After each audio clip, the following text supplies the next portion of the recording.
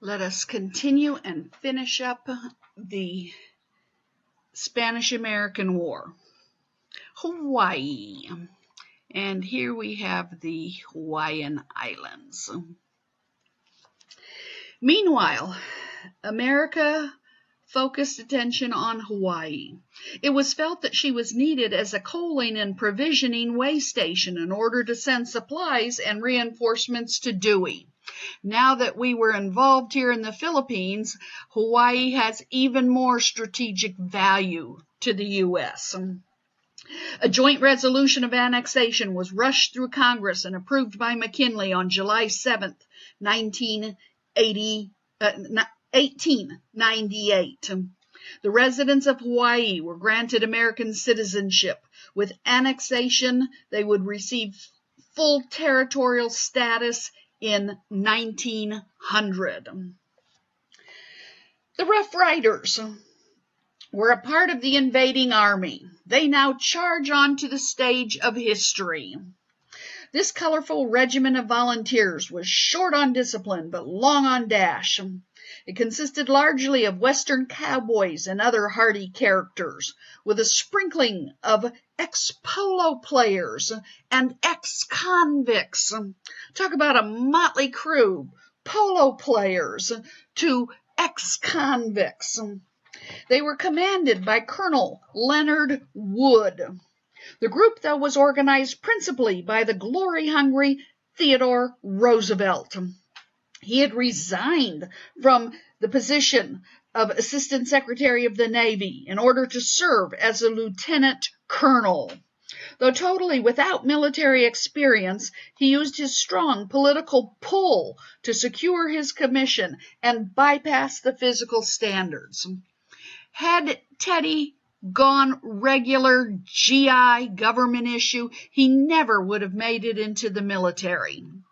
His eyesight was too poor, and so by helping create this volunteer unit, that is how he was able to see action.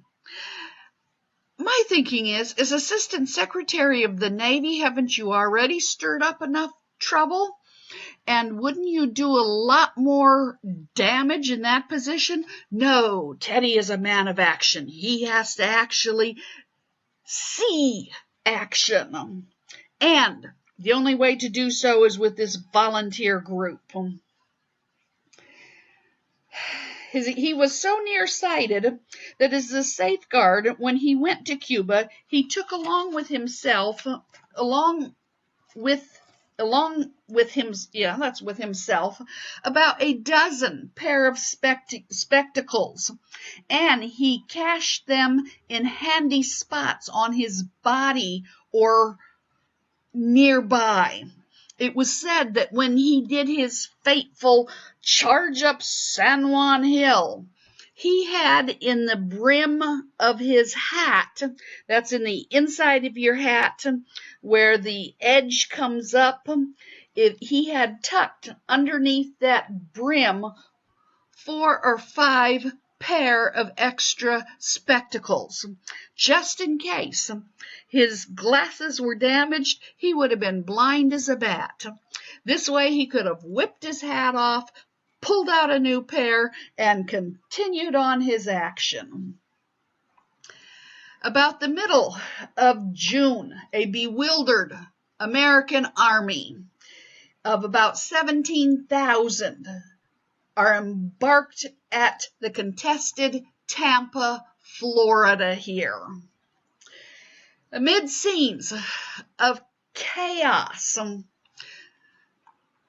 here we have a whole army suddenly descends on Tampa, Florida.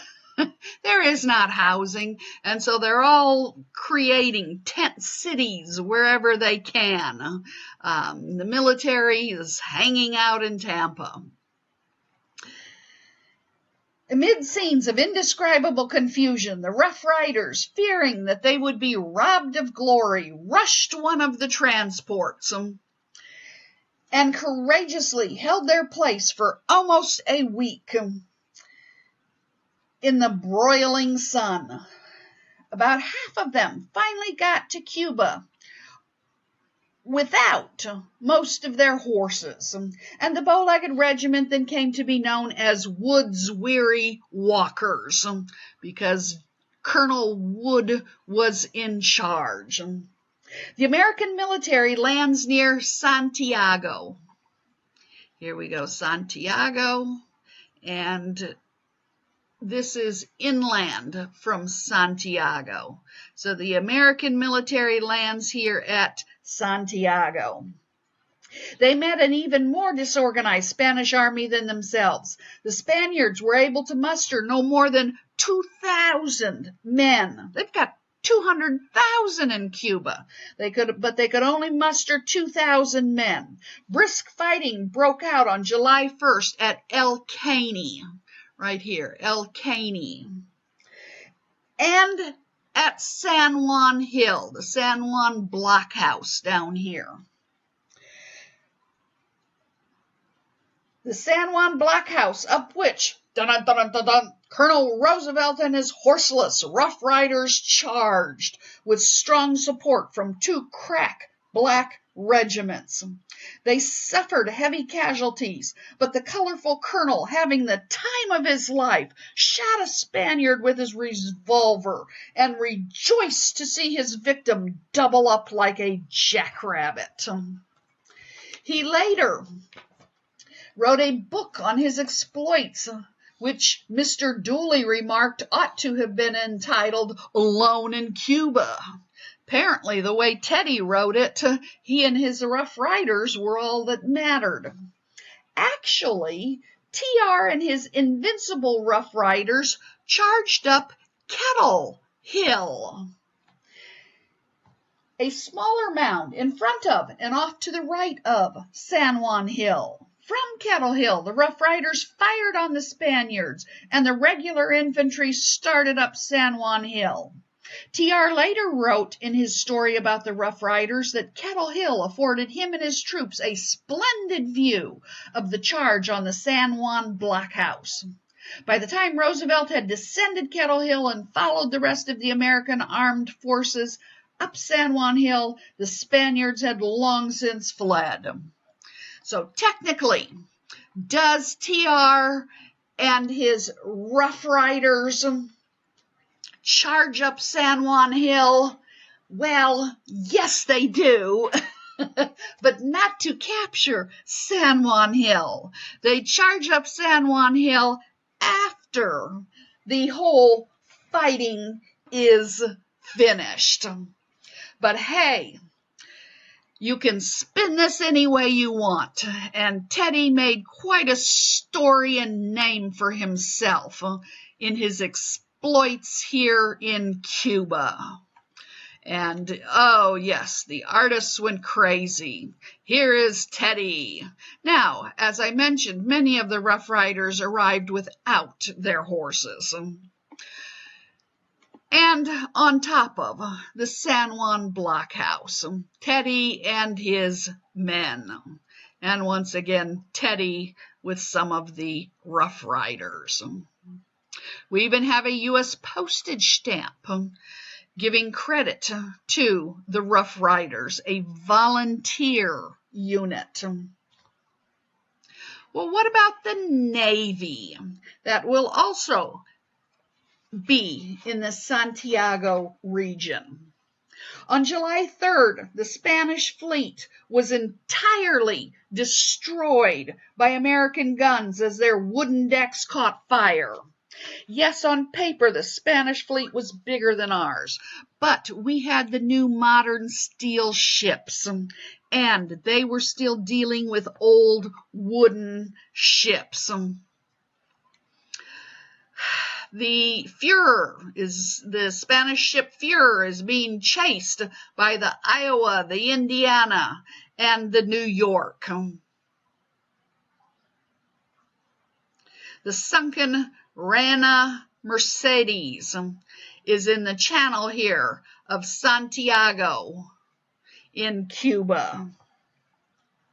About 500 Spaniards were killed as compared to only 1 for the Americans. In The Philippines at Manila was 400 to zip. Here in Santiago for the Navy, it is 500 to 1. Don't cheer, men, admonished Captain Philip of the battleship Texas. The poor devils are dying. Shortly thereafter, Santiago surrenders on August 12th, 1898, when the armistice is signed.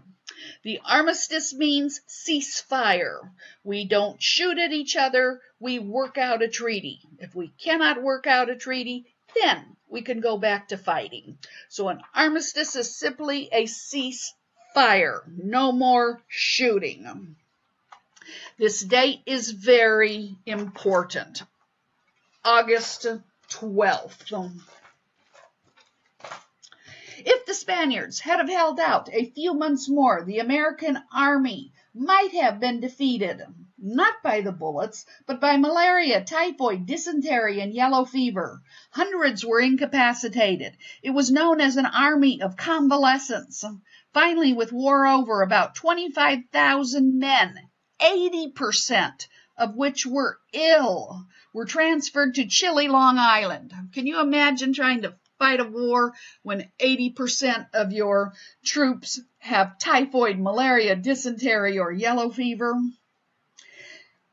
Once finally back in chilly Long Island, the light summer clothing arrived. They had had to fight the whole war under tropical skies in long, hot, woolen uniforms. And now that they're back in Long Island, the summer cotton uniforms arrive.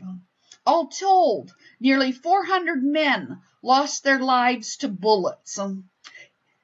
Over 5,000 would die due to bacteria and other causes. Every war of ours will have more casualties due to disease than bullets until World War II. Prior to World War II, we have the invention of antibiotics and blood typing. With that will come about a radical change in war, and we will have more deaths due to bullets from World War II than to disease. And the Treaty of Paris.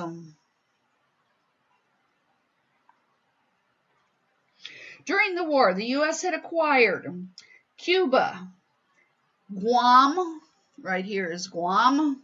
Here's the the Hawaiian Islands. We had already annexed them, but from Spain we acquired Cuba, Guam, the Philippines, and Puerto Rico. All of these are Spanish possessions. 2 are out here in the Pacific, the other 2 are in the Caribbean. The problem was Manila had been captured the day after the armistice. Remember, I told you these dates are very important. We signed the armistice on the 12th, and Manila was captured on the 13th. Oh, too bad. No one could have somehow managed to notify the right parties in the right time. What is the problem here? You cannot continue fighting once you've had the armistice. Cease fire. And yet, when do we capture Manila? Afterwards. Dewey doesn't know there's an armistice on. He is doing what he's doing in Manila. The islands, therefore, could not properly be listed amongst the spoils of war. Man, that's what we were after, was the Philippines out there in the Pacific, not the spoils of war. The deadlock was finally broken when the Americans at length agreed to pay Spain $20 million for the Philippine liability. And that is exactly what it became to the United States. It is our white elephant. The white elephant in India was considered very valuable. It was very rare because it's an albino, and no commoner could own a white elephant. If a white elephant was born, it belonged to the ruling power, the emperor. I don't know if was it emperors they had there. Whoever was the ruling person in India. Now, if the king or ruler decided to show great pleasure in someone and bestow a great gift and award onto a individual, he could gift them with a white elephant. And so if you are living in India and the king has gifted you with a white elephant, oh my goodness, everybody knows this, everybody sees this, what a prize. The only problem is, since these were only owned by royalty, if you owned a white elephant, you had to continue to treat it in such a manner. It had to be stabled in such a way. It had to be washed X number of times per day. It had to be fed certain foods, etc., etc. And the cost of upkeep of this white elephant could drain your funds very quickly. So while, yes, you're showing the whole world, look at me, the king has taken great delight in me, I have been gifted a white elephant, it becomes a liability because you can't hardly afford to keep and house this white elephant. And so here, Uncle Sam has acquired the Philippines, and this would become our white elephant, our liability. There was hot debate in Congress over the acquisition of the Philippines.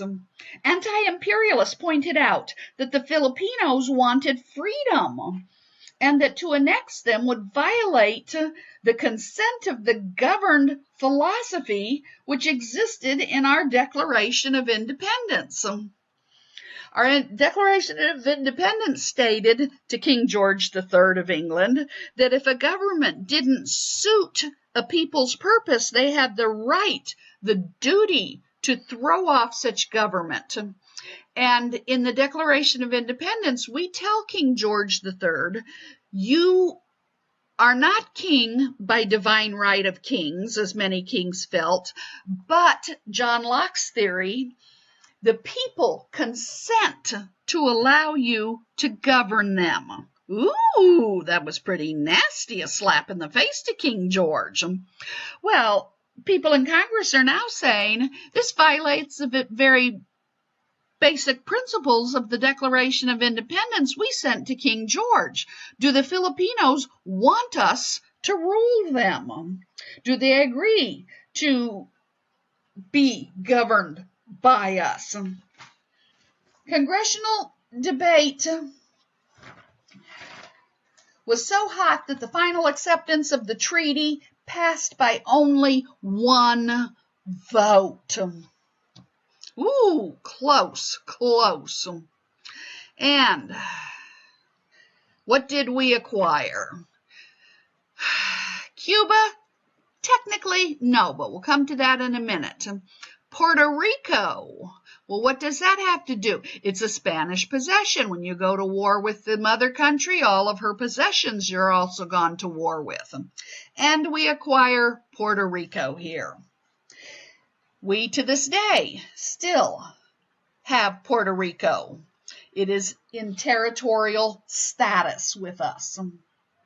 It was a poverty-stricken island whose 1 million inhabitants had outgrown the fertility of their soil.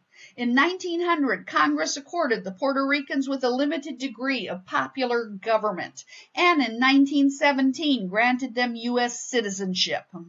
Although the American regime worked wonders, many still clamored for independence. Many ultimately moved to New York City.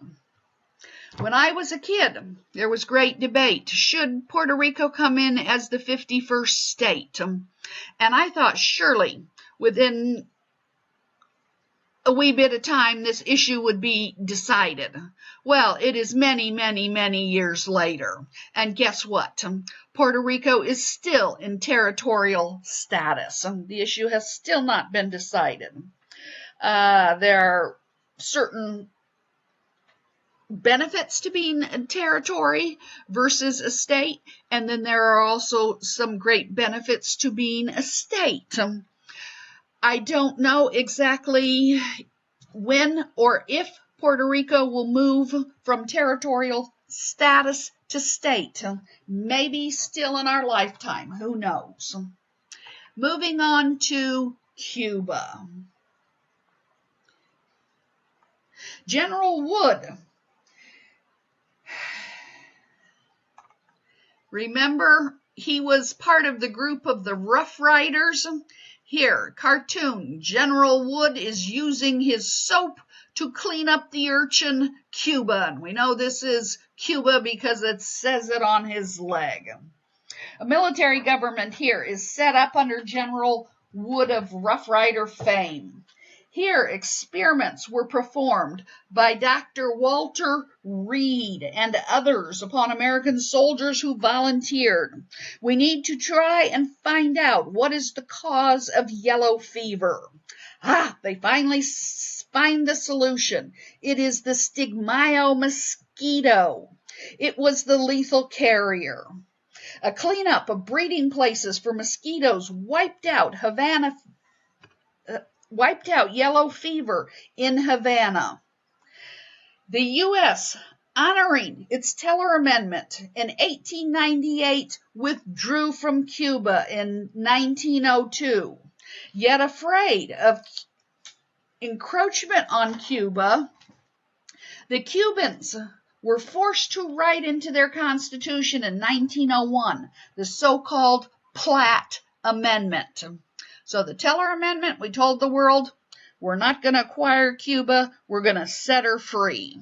So the war's over, we got to keep our promise, we got to set her free. But not until we make her write into her constitution the Platt Amendment. Oh, there's a few more things in the Platt Amendment.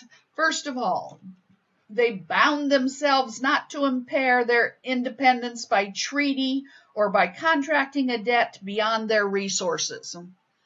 Cuba is only 90 miles away from the United States, and we wanted to make sure that there was an independent nation here in Cuba and that they did not acquire a debt from Germany, from France, from England, from any other country that would cause that foreign power to come in and take over Cuba because she couldn't pay her debt back. So, no, we don't want some foreign power coming in 90 miles from our border. So you could not acquire a debt beyond your resources. Secondly, they agreed that the U.S. might intervene with troops to restore order and to provide mutual protection. Oh, that must have been galling, to agree that another country could come into your country and solve your problems militarily. And third of all, they promised to sell or lease needed coaling or naval stations to the U.S. Being 90 miles from our border, it would be nice to have some resources out there in the Caribbean. The U.S. is still there on about 28,000 acres right here in Guantanamo Bay. And an enlargement there of Guantanamo Bay. Here is Guantanamo Bay, and this is the 28,000 acres that the U.S. owns in Cuba. Under the agreement, this cannot be revoked unless both parties agree to it. Very quickly, the Cubans will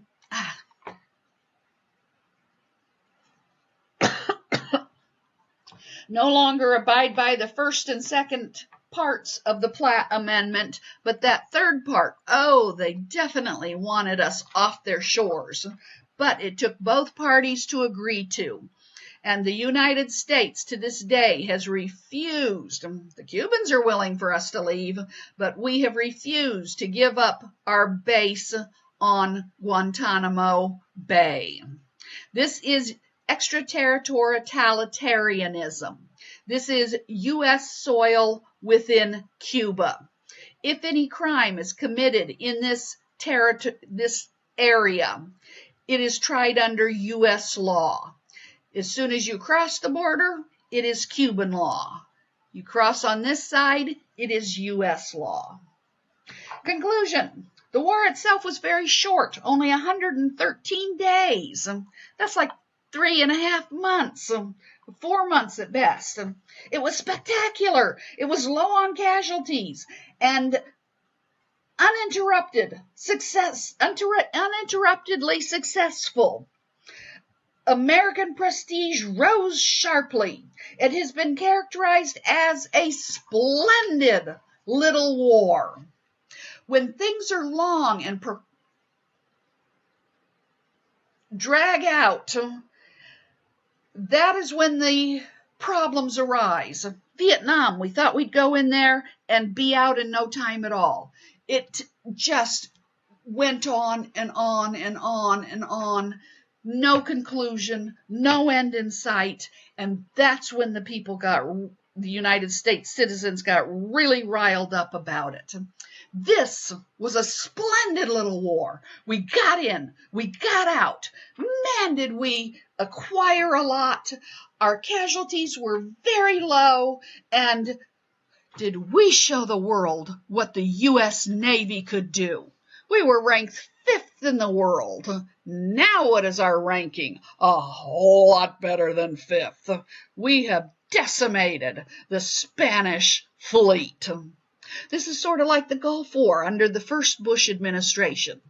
We went in, we did our business, we got out in a very short time period. We had one success after the other, and our prestige rose. Man, Americans were walking around with their chests puffed out. We are Americans. Do not mess up with us. We took on Saddam Hussein's toughest, best, most elite units, and we just snuffed them. Nothing is better than a U.S. soldier, and we were so proud. Got in, got out, we're successful. Spanish-American War, 113 days. Splendid little war. Now, while the Spanish-American War is over, that does not mean that the Filipinos are ready to accept their position as now being under the United States. That will be a whole different ball of wax, and we will pick up with that later. But we have now officially ended the Spanish-American War.